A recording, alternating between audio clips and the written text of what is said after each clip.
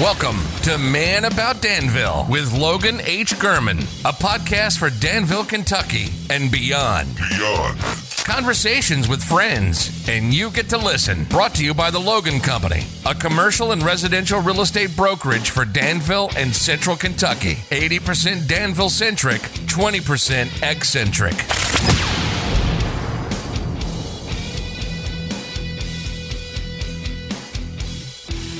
Good morning, Danville, Kentucky. You are listening to Man About Danville. This is Danville's favorite podcast, and I am the man about Danville himself, Logan H. Gurman. Thanks so much for joining me, whether you are in the car, on your way to a late summer vacation, on your way home from a vacation, out on a run at the gym, hanging out by the pool, working late at the office, out on a run, a jog, or a walk, mowing your yard, cutting hay, milking the cows, slopping the hogs, feeding the chickens, hanging out at the fire station, whatever you're doing. Please know that I appreciate you making this podcast a part of your day. If you enjoyed this podcast, I would appreciate it if you would give me a like or a thumbs up or a review on whatever platform you're using to listen. I certainly appreciate those. All right, I am joined today by my friend Michael Fly Hughes, another man about Danville if there ever was one. Mike, thank you for being with me today. Great to be here. Michael, you and I got to know each other when I was joining the board of the Heart of Danville Main Street Association. You'd been on that board for some time. A little bit. Probably not that much longer. What year do you think? They all blur together. I think I joined it in 2014 when, what's her name? Barbara Hewlett. Well, Barbara Hewlett was part of it. Who was the director? Valerie? No. I have a boomerang memory, so I hope I don't. I know who you're talking about. Bethany Rogers. Bethany Rogers was the chairperson. That's where you and I got to know each other because the Heart of Danville was involved with helping you launch the Soul of 2nd Street Festival. Yes. And as it happens, you're sitting here with me, and the Soul of 2nd Street Festival will be coming up in about a month. Yeah, 26th and 27th of August is for this year. We've been 2 years. This is after a 2-year where we had to cancel because of COVID, COVID concerns, really. I thought last year we was going to be able to do it and got right to like the last couple of weeks, and we had to pull the plug on it. So, well, I'm glad it's going to happen this year. So explain what it is and what all happens and everything that goes on with it. Soul of 2nd Street was going back to when Bethany Rogers, who was so instrumental in helping to create it, after I had joined the Heart of Danville and we had just formed the Danville Boyle County African American Historical Society, and I just believed that we needed something to bring people together in one setting. Although we was doing that through, connecting with the community through our historical society, I just believed that people needed something on a regular basis just to come and enjoy, sit down, or do whatever. So I approached Bethany about my idea, and she was immediately all for it. And it was a little rough road getting started because it didn't seem like it was going to happen. And I was ready to back out and say, just forget it, because I've become a little bit frustrated how things were going. And Bethany she said, no, we're not going to stop. We're going to make this work. And so we did. We just kept pushing. And once I knew that the interest was there and people was really getting behind what we was trying to do, we put it together for the first one in 2014. I think it was 2014, in August of 2014. Just kind of went out, not really knowing how it was going to come out, but it was really successful, and it actually won awards in the first couple of years that we had it, and we continued. And then in I think 2018, I added a history conference, which festival started 2 days, but I kind of saw that maybe we was missing something, and so I told my folks, I said, let's create a history conference, and we started doing that at the library, and it became highly successful too, and it's still part of what we do on Friday. Which came first, the Soul of 2nd Street or The Danville Boyle County African American Historical Society. The Historical Society. That was first.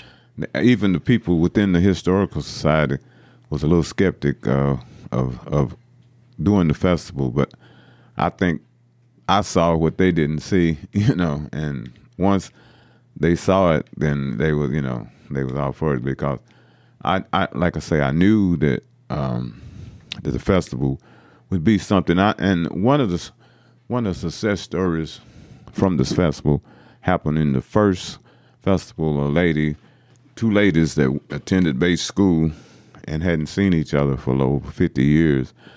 They both was there, and one of the ladies came to me and said, Michael said, I think my friend Lucretia is here, and Phyllis Key, who was the lady, and he said, I haven't seen her since high school. I haven't talked to her. And she couldn't find her because it was in a crowd of people. So I went to the microphone and called out Lucretia, and she came to the stage, and they hugged and they started talking. And up until Phyllis Key passed from COVID a couple of years ago, from my understanding, they maintained a weekly phone conversation all through the first 5 years of even after the festival, and every week, so. And to me, that was what it was all about, So one of the things it was all about, If I'm being real frank, I like a good history conference. Yeah. But I'm going to be much more motivated to show up if there's music and food trucks. Yeah. Well, yeah. That's really the highlight of it. I thought what the history conference does, and what it really did in 2018, the last one we had. No, next to the last one we had. Because we had one in 19, but we had one in 2018 that was honoring the former black baseball players, the Danville Yankees, the baseball team that was part of the culture here. And we brought in 5 of the former players, gave them awards. Some of them talked about their experiences and being and that was in 2018, and all 5 of those gentlemen are passed since then. So that was to me, being able to do that, and their families came in, and that was just, one of, it's like I go back to say it's about what you do or what we do, It means you can't buy that. That's priceless, So. And it got to they were honored while they were still here. They was honored. One of them was in a wheelchair, couldn't really talk or nothing. But when we gave him his award, he had tears coming down, streaming down his face, and the other 3 or 4 got some of them. One of them, a couple of them got got up and talked, and even a couple of them, 2 of them actually suffered from, I'm gonna say dementia, and the 2 of them even forgot to come to the meeting, but we still honored them. Well, I'm glad you got to honor them in their lifetime. Yeah, and the week after the history conference, I went to, because I had talked to him, and I went to his house, and he said, man, I just, I couldn't find it. I just, couldn't find where the library was, and him and his son, and I gave him his award, which was a trophy, and a week later he passed. So, so those things, that's what it's all about, So, yeah. All right. So when's the festival this year? The festival, the history conference, is Friday, the 26th. They'll be held at the library. We're carrying the theme over from last year.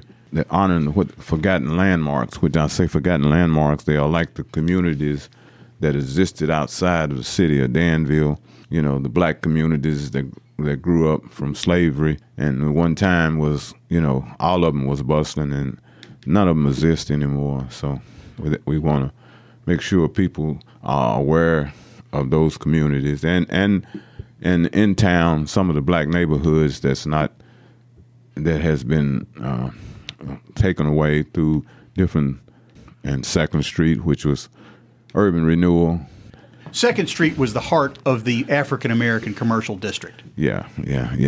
It was what we had, because most folks, black folks, could not sit down in restaurants that was white establishments. They just, doctor's office doctors were very hesitant to treat them. And so they just created their own recreational. There was restaurants, there was pool halls, there was dentist offices, just a little bit of everything. And Masonic Lodge had a 3-story building that it was just like a tower. I want to say a tower of power, so to speak. But during urban renewal, so much of that architecture got knocked down, just removed. Let me tell you, one of my friends, we are in the process of doing at Center College in the fall semester. We will have a display along the corridor of Center College that talks about it. But the one thing that my friend told me and that we're using in our thing is he said the words of, they even took the dirt. And I think that speaks volume. With the urban renewal, they even took the dirt. So they claimed the land on which the building stood. They claimed the land and took the dirt, which a building is brick and mortar. The life is inside the building and not the building itself. Some of the buildings was in they was in bad shape, but no one was offered any incentive to keep those buildings to come in. The promise from the urban renewal was that they was going to renovate the buildings and sell them back to the previous owners, but that wasn't the plan, because the plan was already launched a few years ago through different meetings and stuff that said that 2nd Street had to go because white folks would not come and visit Danville as long as that existed. And 2nd Street now, the McDowell House is on 2nd Street. Yeah. Constitution Square is there, which is coincidentally where the Soul of 2nd Street Festival is going to be, is in Constitution Square Park. In what is now. And I say that when I talk to people, they say Constitution Square. I say what is now Constitution Square Park. It's claimed it can, but it is in what used to be the old business district, which is now Constitution, has become part of Constitution Square Park.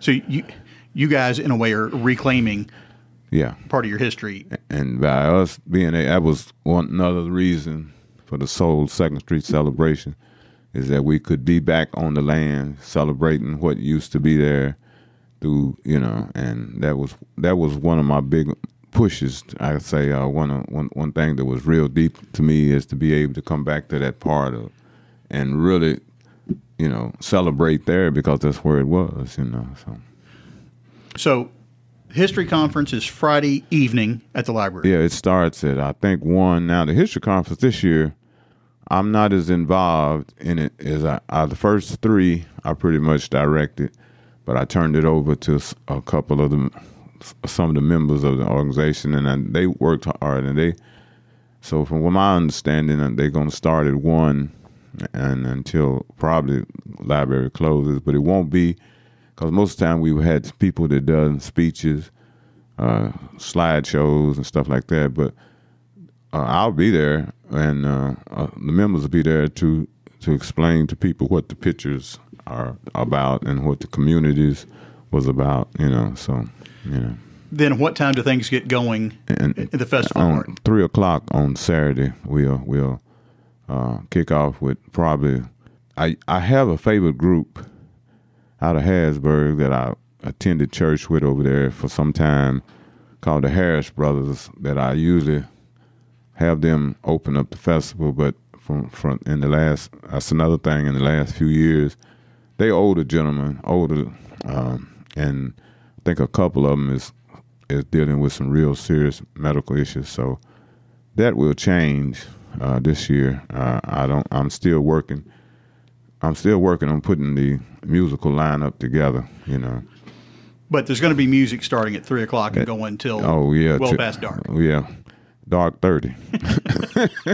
Is there going to be an after party don't say it. If there is, I don't want my listeners crashing any after parties that may or may not be happening. Well, I'm usually so wore out by the time we finish on Saturday, and usually I attend St. James AM&E, and I do the video every Sunday morning. I do the video for Facebook video for the church and sing in the choir, and so I'm just blessed to be able to get through that and go to church and give him the praise.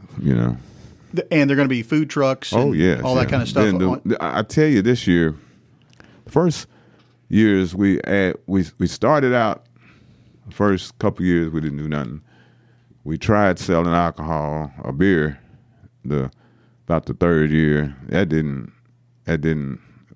So we decided not to do it the last couple of years that we did, and we won't do alcohol. I'm pretty sure, but there will be food trucks and other cold beverages. Just yeah, bring your own. but it's a family friendly event. Yeah. And you're going to have all kinds of gospel music, live bands, single acts. I might even have a couple of comedy acts. I'm still, like I say, I'm running a little behind just in the area of entertainment. Most of the other stuff, all the logistics are pretty much set to go. And because after a 2-year absence, things performance-wise changed. Like I said, my friends from Harrisburg, they were not there. And I'm not sure if I bring in one of my groups. I have 2 groups I work with. One I've been and one I just been created over the last year. And I like. And then I have the Soul Review group, which most of my players from there are from Lexington. And I'm not sure what I want exactly. I'm still just kind of. You're still fine tuning, but I've got a feeling there's going to be some pretty high level entertainment. Oh yeah. Well, I've been after 50 years. I know a little something about the entertainment part of it. So I'm not worried about that. That's one thing I don't worry about. I worry more about. We have food vendors, and this year, I wanted to say a little earlier. This year we're going to do merchandise. We usually didn't do merchandise, but we're going to do that. And with this year, we have the Grayson Tavern, which has been vacant for some time. We're going to use that. We've been given permission to use that, and we probably have the baseball and the barbershop. I've got a big baseball and barbershop display, and I'm pretty sure we're going to use the building for that purpose. And but it gives us the more room to do things, that we want. You couldn't set those exhibits up outside in the weather. I don't want to really. I'd rather have them inside, because a lot of the exhibits that be coming from the history conference, I just feel better having them inside in case we do get rain. And we've been blessed for every year that rain. I know one year the skies looked like we said, "Oh, we're not gonna make it," but it just went on on the way. So we're hoping this year. Usually by August, though, most of the rain weather's spotty. Let's talk for a minute about the Danville Boyle County African American Historical Society. What's your official title with them, and what do they do? Well, that's it. We are doing. I'm gonna say we're doing. We also have a couple years ago, after the first COVID, I think it was 2021. I wanted to, although the Historical Society had a face, but it didn't have no physical face. You know what I'm saying? Mm-hmm. So I wanted to have something where people could also come just every day and stop in and say, I browse the history, talk about the history, have our meetings. And so we was meeting here, we was meeting there, library. We met a long time out at EKU's campus until it was, dissolved. And I wanted to have some place. So I saw the building on South 2nd Street that the Henson Hotel. Coincidentally on 2nd Street. Coincidentally on 2nd Street. Yeah, and but I knew about the building because my son-in-law had a barbershop there for 12 years, and the building on the front part of the Henson Hotel was being occupied by another friend of mine, and she retired. So my son-in-law immediately was able to acquire that building to put his barber business in. So that left that building vacant. Well, it was rented to some people, and I think they was just actually living there, and so there was some conflict with them and the Hinston family. And after they parted ways, I asked Heather about renting the building, and she said, "Well, I don't know." Said it's been, it's kind of, and it was in bad shape. So, but she talked to her mom, and they said yes, we could rent it. So while I went in it, it was bad shape, and I said, "Wow, can we just do this?" And I put a ad on Facebook for some help. My intention was just to paint the walls at that point, just spruce it up pretty good. But Pat Morley came, and I know you know Pat, and he came by and said, "Man, I want to help." And help is what is an understatement. He renovated that whole building just about by himself. I helped, and we had help, but he did just a tremendous job, and and so it started to look like someplace, so. And I know now you all are able to host student groups from Center and Governor Scholars and all that stuff. Yeah. Danville High School, one of Blossom, Blossom Brasi Spears. Yeah. I have a hard time with that. Yeah, she's been great. She's brought her senior classes through. She brought her Governor Scholars class through. A couple other professors, Jeffrey Shinton, who is the anthropology professor and who works with us daily on stuff, he's brought his class. And it's been just, labor of love, I could say, because most of the students, what I usually do when I know a class is coming through, I usually first meet in the Constitution Square Park, and I tell them, look, just observe what you see.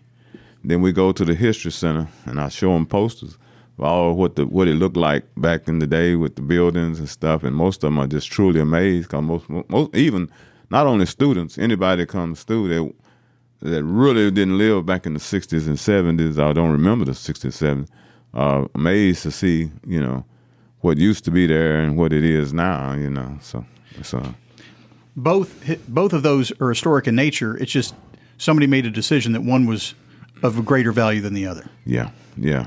I guess that's a good way of putting it. If you look at urban renewal not only destroyed the culture in Danville, it destroyed cultures all across with a promise of one thing, and most of the time it was already a plan, to remove most of them was black neighborhoods and business because in the name of prosperity, they say, but Let's talk about Michael Fly Hughes, the early years. Whoa. Yeah, I think you're about my dad's generation. Yeah, I'll be 74 in August. Okay, you're a little younger than my dad. Okay. So you went to school in Danville growing up. I started at Bate in 1955. Now, what was Bate? We today know of Bate Middle School. Yeah, Bate was the high school that was put together by Dr. John W. Bates, who was a slave that became an educator, and he took a one-room school with 6 students and left it with 600 students, and it was, and it was what growing up, you really didn't even pay attention to white school, black school. All you knew was Bates school, until the years of the 60s when integration became the law of the land, I'd say, and then at that time I was a sophomore in class and at leaving Bate, going to Danville High School, and I was scheduled to graduate in '66. Wasn't very studious, I'm gonna tell you the honest truth. I mean, and I guess my personality was what it was, because even I had to name one of my nicknames early in the life was Metal Arc. A lot of people still call me Metal Arc. That came from my early basketball years, when the principal of Bates School, William Summers, walked through the gym at recess and saw me throw it behind the back pass, and I don't know if you remember Meadowlark Lemon or the Harlem Globetrotter. Harlem Globetrotter. And he started calling me Meadowlark. And when I got to Danville High School, a couple people shared that. And being who I am, it caught on quickly. And most people thought it was because of music, but it wasn't, because I formed a group I didn't form a group, I joined a group called the Mystics and became the lead man, and they started calling it Meadowlark and the Mystics, but that group went on to win the Crusade for Children Combo Contest in '68 in Louisville. In Louisville, so it had a little fame going on back then. So you started your educational career in a segregated school. Yes, yeah. And then your sophomore year, you entered Danville High School as part of the first integrated class. Yeah, it was the first one, the first integrated classes that attended Danville High School. How was that? Well, now I'll go back. Now there was students that had attended Danville, black students, but not many, 4 or 5 at a time, maybe. As far back 10 years before there, 9 years in 1956, I think. It was a different experience, and I'll go back and say that because most students in the black school didn't want to integrate, and I'm sure a lot of white students wasn't for integration either. Well, I guess some of that was just being comfortable with where you were and not wanting to experience change. And it was just different social. It was a different social environment. Bate had a whole total different social environment than Danville High School. So after you left, did the Bate school just close? No, it became a junior high school. Okay, that's what it became part of the Danville school system. Yeah, it became, and in that particular building, before that building was tore down, and the present Bate Middle School was built. Okay. But truthfully, it was hard in a lot of ways. It was because of it was hard to adjust to that, and truthfully, I don't think the administration of Danville High School at that time was ready for that. It was kind of pushed on them, and they might not understand. And a lot of the first few years, there was not, blacks was not. I'm gonna say, like there was no homecoming queen candidates. There were no black cheerleaders. First couple of years, stuff like that. Unwritten rule that was from college and to high school was that you could have more than 2 black players on the floor at one time, and things like that. I've always thought, Logan, that integration was pushed by Danville administration because of sports. And I'm gonna tell you another story when I get to because the last 2 years of 63, 64 basketball, Bate beat Danville in the district finals. So I think, sports was like, wow, that was. But I want to tell you another story before I forget it, about 64. In 1964, I was running track for Bate, and during those times, Bate was not allowed, I'm going to say not allowed, was not invited to any invitational track meets. So we, on this track meets we got to run in was the regional. We practiced all year to run the regional. So somewhere in that school year, the Bate administration was able to talk to the Danville High School administration, and we was invited to participate. And when I say the word invited, you'll see what I'm talking about in a minute. Participate in a track meet at Center College. The track meet, we got to the track meet, and the coaches and people are talking. Our coach was Mr. Henry Bevel. He came back over and said, guys, we're going to think, but here's the thing. We can participate in this track meet, but in all races, we got to start 2 feet behind. That's mind-blowing. That's mind-blowing.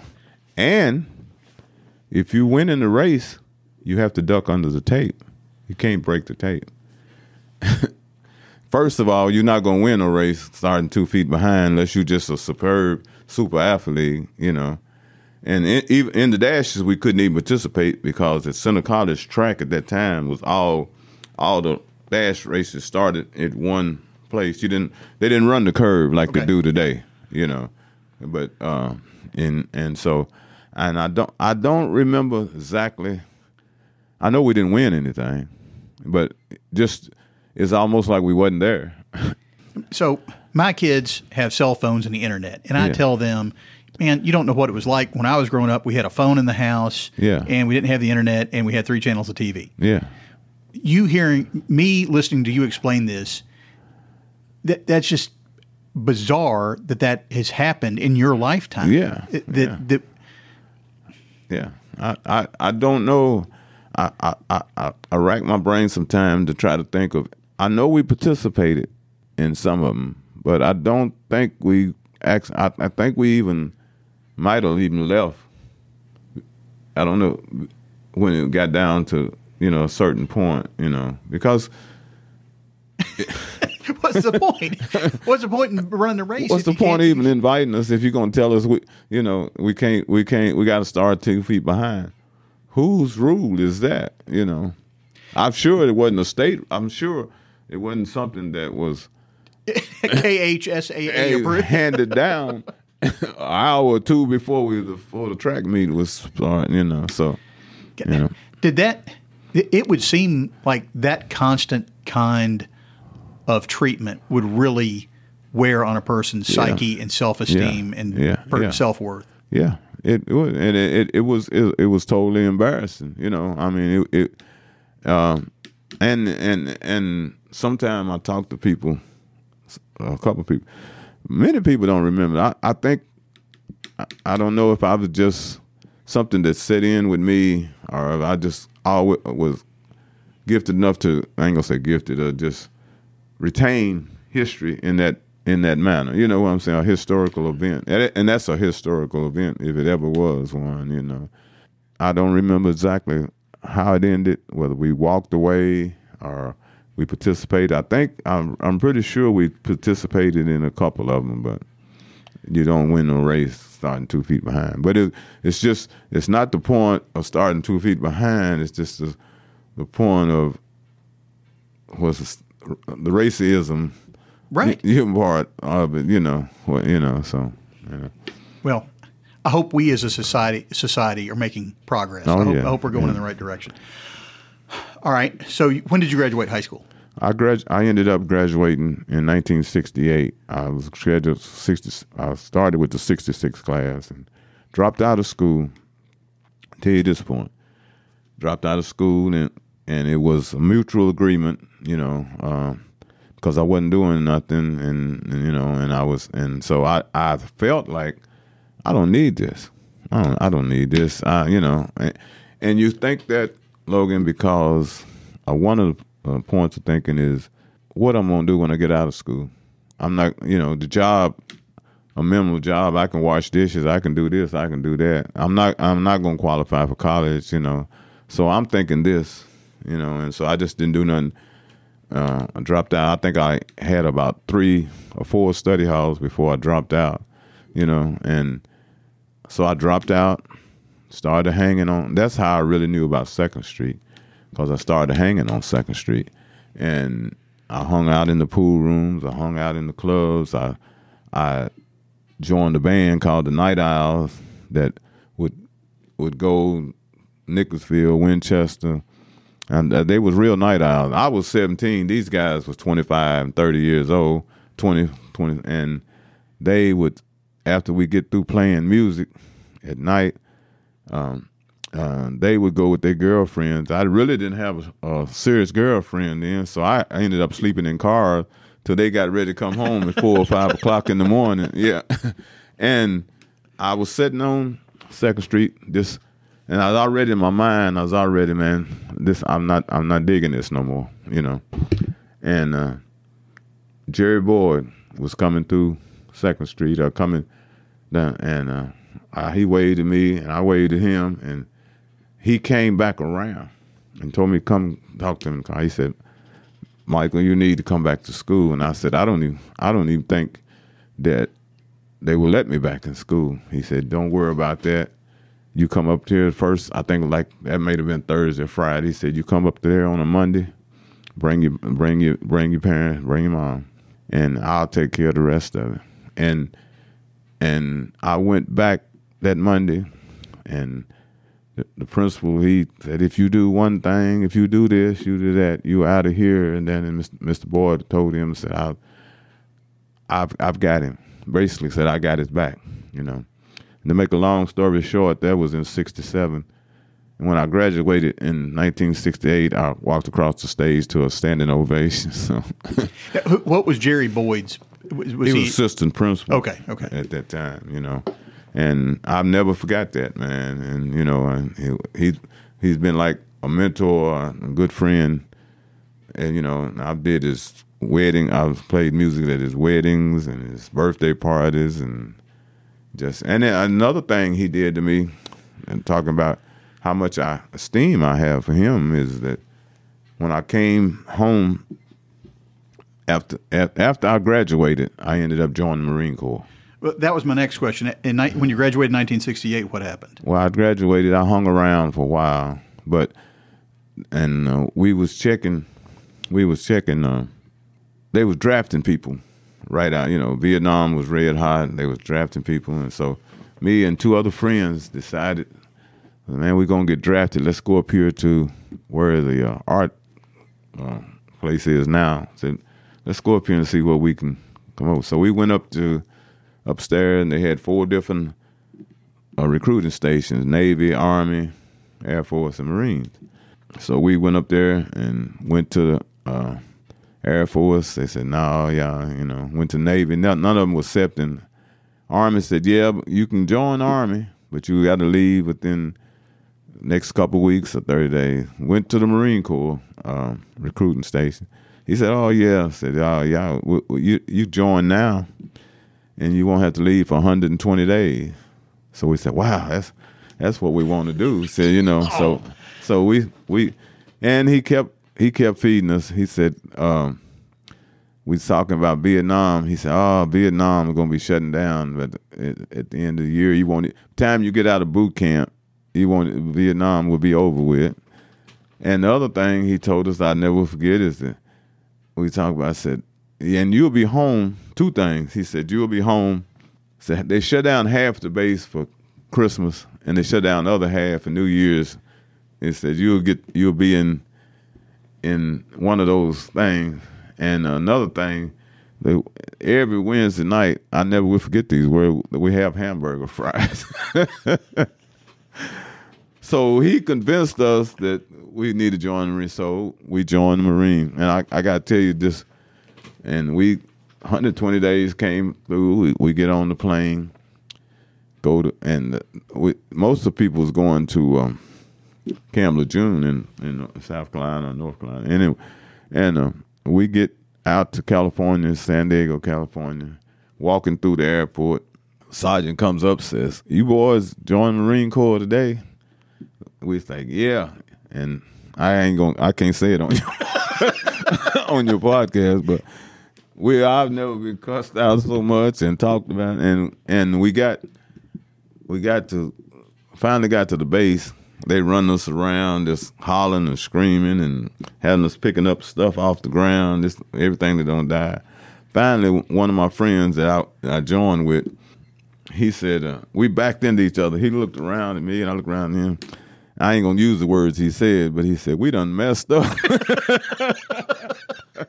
And I said, yeah. And I don't think we spoke again for no 2 weeks. That's how crazy it was. And then, of course, I came home. That was the point I was going to get to by Mr. Boyle. And I finally got home and was getting ready to go back to report to go to Vietnam. I already got my orders to go to Vietnam. And I didn't have no money. Didn't spend all the money I had on my little leave. I said, I got to have some money just to get back to base, you know. And I went up to Danville High School to see Mr. Boyd. And I said to Mr. Boyd, I said, man, I haven't got no money. I said, I need a little money until I get back to base, get my paycheck to, you know, get back to California.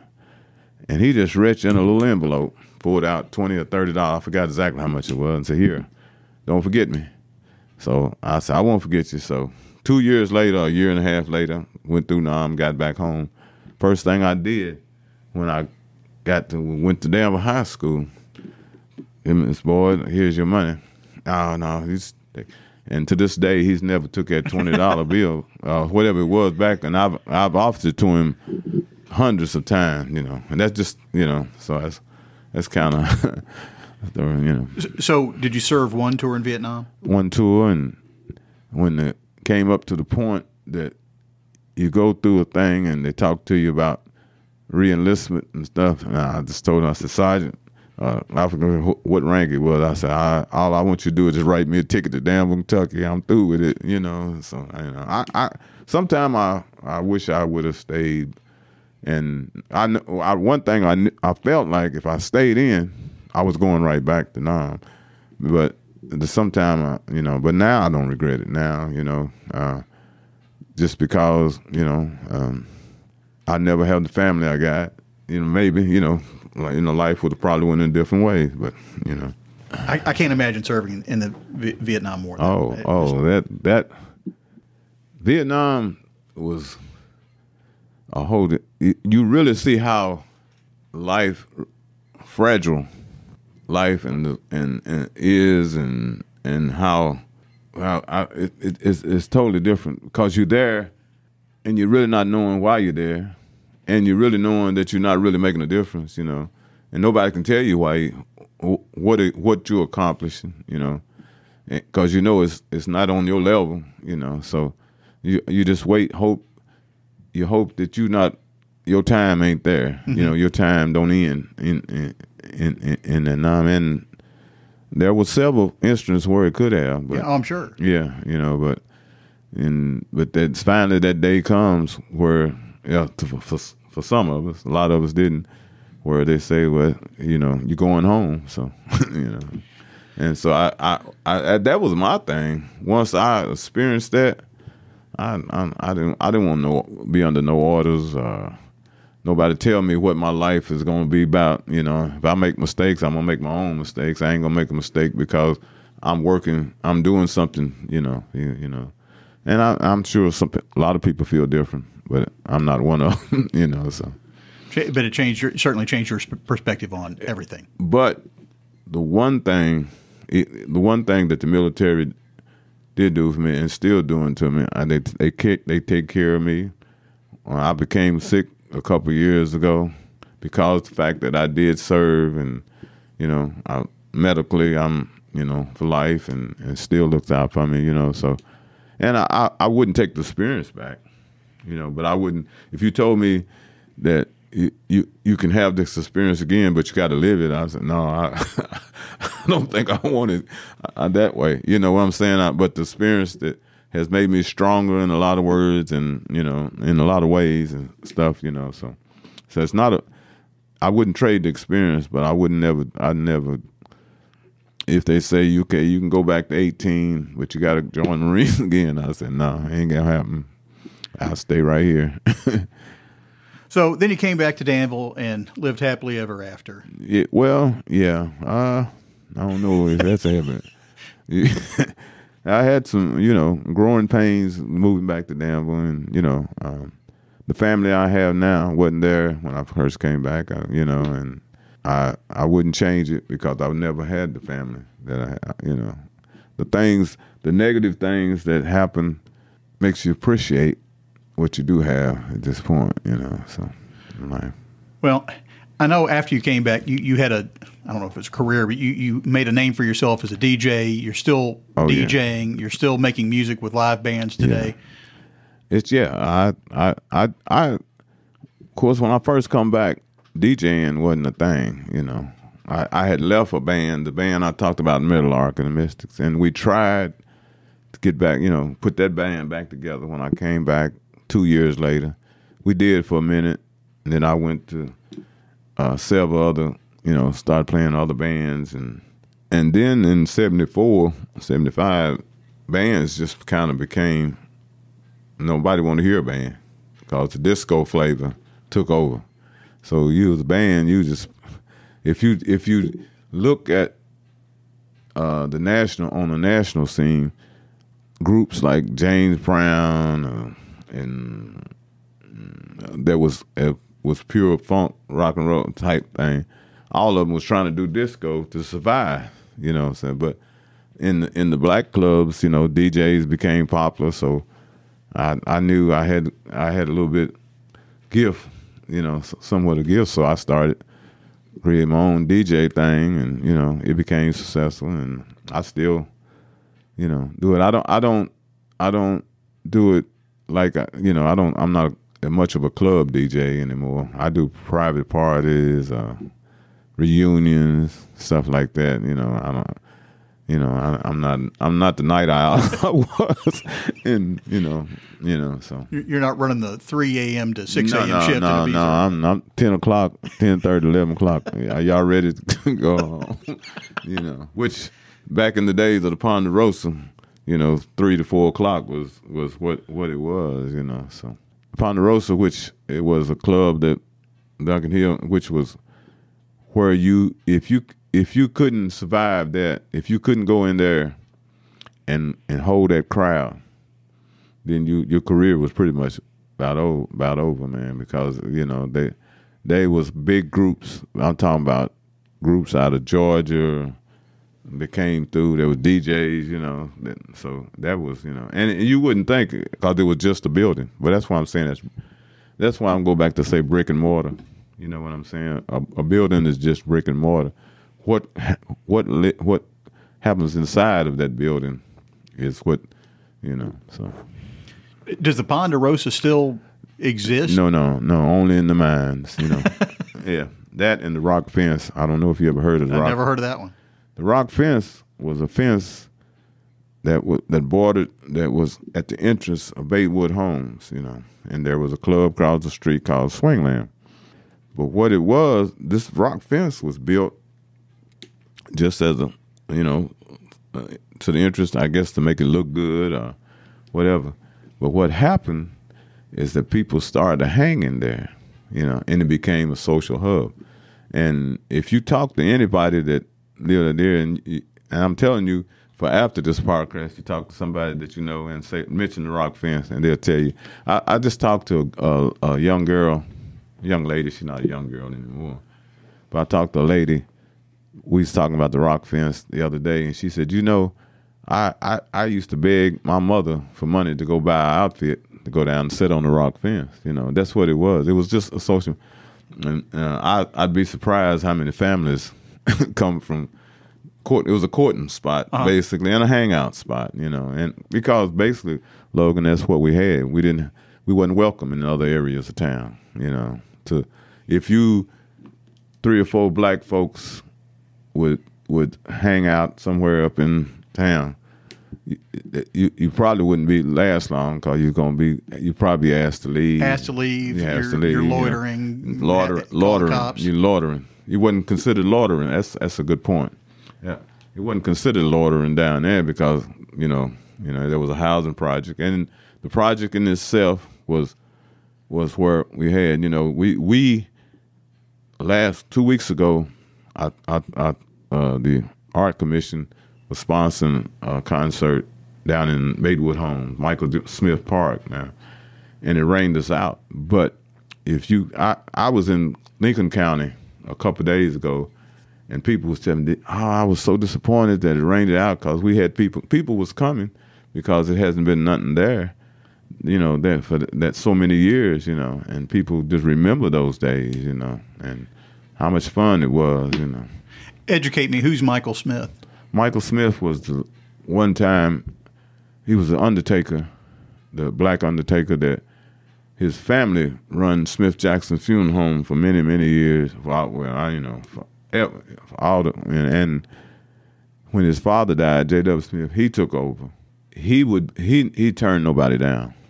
I would, and it's probably one of the only black businesses left, especially in this area over here.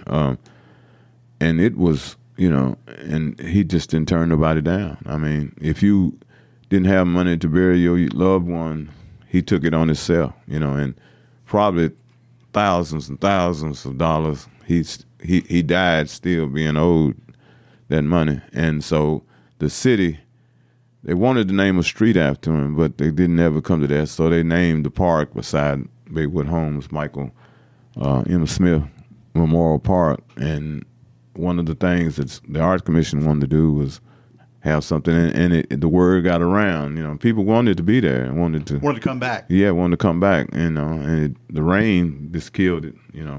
Last week. But that's one of the things that is people remember and people want to be part of. Sort of like the Soul of Second Street, but just in a different flavor.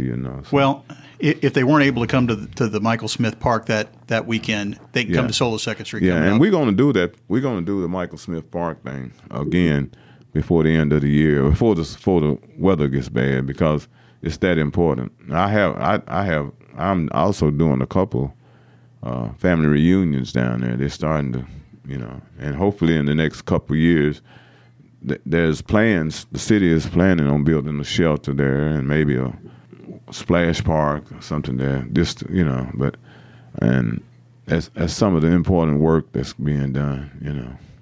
Awesome. All right. So if people want to find out more about the Soul of Second Street, what's the best place? The Facebook page? Facebook page, our website, or look, my Facebook page I'm always updating it on the news going on, and as we get closer, we're going to do some social media type things from the History Center. I'm going to do some live, and let people ask questions and talk about what they want to. I've been wanting to do it, but I've just been too busy to get it done. If somebody's got a food truck or somebody has a group that wants to perform, do you have room? Yes, and performance-wise, I would be more interested in performing, because I think we're going to have enough food trucks, but I'm not going to turn nobody away until I so solidly have. We try to have at least 10 to 12 food trucks, food vendors. A lot of them's not trucks. A lot of them, like St. James, they just set up a tent and they stuff around, But until we get that, I have certain slots I want to get filled, and first come, first serve, and until that, and merchandise. I still have a lot of room for merchandisers, but I'm a little bit particular about, because sometimes you get people want to sell things that really is not reflect what we're about, You've got standards. Yeah. So, I ain't gonna sell no rifles, nothing like that, So and no beer. No. All right. So all right. Well, I'm gonna put links to your website and the Facebook page in my show notes. So if people are interested in more details, or maybe if they want to get in touch with you about performing or something, they can find you. Please do, and we are looking forward to it. I think that you still don't know, the pandemic has its ways of creating havoc. But I think we're a little bit on the other side of things. But people are more safer about what they do now. The festival's going to be outside. The library historical program will be inside. But precautions are going to be taken. We always take precautions, So. Well, all right. So the historical conference is Friday, August 28th. 26. 8/26. And then the festival itself is Saturday, 8/27. 8/27, yes. All right. Michael? Yes, sir. That sound lets me know that we're out of time. Okay. All right. Actually, I made that up. But anyway, I don't want to take any more of your time. Michael Fly Hughes, Michael Meadowlark Hughes, thanks so much for being with me today. It's been a pleasure, man. And this is awesome. Thanks for sitting down with me. My thanks to Michael Fly Hughes for joining me this week. You can find him at the Soul of Second Street Music Festival on Saturday, August 27th. The History Conference will be the Friday right before that, the 26th, at the Boyle County Library. I'll get links up to the information in the show notes. Meanwhile, you need to get in touch with me to either talk about the show or real estate. You can email me, ManAboutDanville@gmail.com. You can find me on my website, ManAboutDanville.com. You can follow me on Instagram, ManAboutDanville. My Twitter handle is @ManDanville. And the Facebook page, of course, is @ManAboutDanville. By the way, got some fresh new koozies in. If you find me and give me the phrase that pays, Danville's favorite podcast, I'll hook you up with one. Special bright orange second edition. You'll love them, and all your friends will be envious. You can find this show on Apple Podcasts, Spotify, iHeart, Google Podcasts, everywhere else, even on YouTube. If you have a moment, hit the subscribe button wherever you listen. Give me a thumbs up or a like or write a review. Those are always welcome. Until next time, eat local, shop local. Have a good weekend. Thanks for listening. That's it. We're out. Thanks so much for listening. We really appreciate it. Subscribe to Man About Danville wherever you access your favorite podcasts, and be sure to tell your friends about us. You've been listening to Man About Danville with Logan H. Gurman, brought to you by the Logan Company, a commercial and residential real estate brokerage for Danville and Central Kentucky. Know someone who would be a good guest? Want to be a guest yourself? Have an idea for the show? Get in touch with us. Find all our contact information on the web at ManAboutDanville.com. Thanks for joining us.